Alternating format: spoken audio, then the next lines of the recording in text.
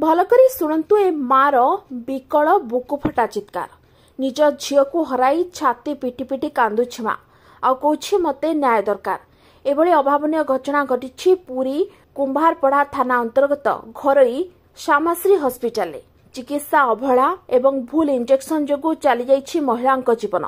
सामान्य रोगर चिकित्सा बदल में महिला रोगी जीवन नहीं जाइछि घरोई हॉस्पिटल।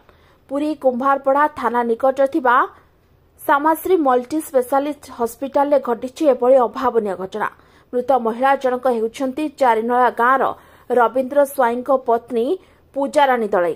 तेबे पूजाराणी मृत्यु नहीं सांघातिक अभियोग आनिछंती परिवार लोके।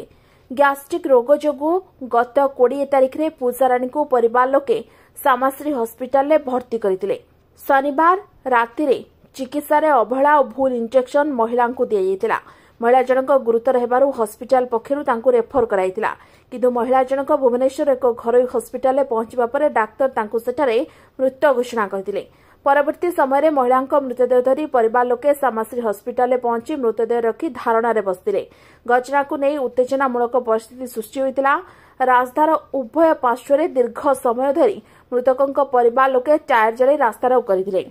तुरंत हॉस्पिटल को सील करने संपृक्त हॉस्पिटल विरुद्ध में दृढ़ कार्यानुष्ठान नेबापई मृतकों स्वामी दाबी करथिले। सेपटे घटना को नहीं हॉस्पिटल कर्तृपक्ष मृतकों परिवार लोकों आक्रोश शिकार होते परे अप्रीतिकर परिस्थिति सृष्टि होता। प्रथमे उपजिलापाल सीडीएमओ पुरी जिलापाल एसपी डीजीपी लोकसभा सांसद संबित पात्र पहुंची मृतकों परिवार लोकों बुझासुझा करथिले। सेपटे घरोई श्यामाश्री हॉस्पिटल किछि रोगी को आंबुलांस जोगे सेठारु अन्यत्र स्थानांतर कराइतिला। अन्यपटे घटनार तदंत पई सीडीएम को दायित्व दिया बेले चिकित्सा अवहेला एवं भूल इंजेक्शन जोगु महिला मृत्यु होइतिबा प्रमाणित हेले संपृक्त हॉस्पिटल विरुद्ध में दृढ़ कार्यानुष्ठान ग्रहण कराजिबो बोली कहिसेंति जिलापाल। सेपरे श्यामाश्री हॉस्पिटल को प्रशासन पक्षरु सील कराइथिबा बेले पुलिस पक्षरु तदंत आरंभ होइतिबा जिलापाल भी कहिसेंति। पुरी एक धार्मिक एवं पर्यटन स्थली होइतिबा बेले एछारे माळ माळ घरोई हॉस्पिटल खोलुछि।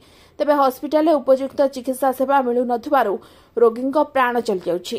तेबे रविवार घटिथिबा एई अभावनीय घटना परे प्रशासन पक्षरु कोन पदक्षेप निया जाउछि ताहा समस्तंको अपेक्षा रे रहिछन्ति।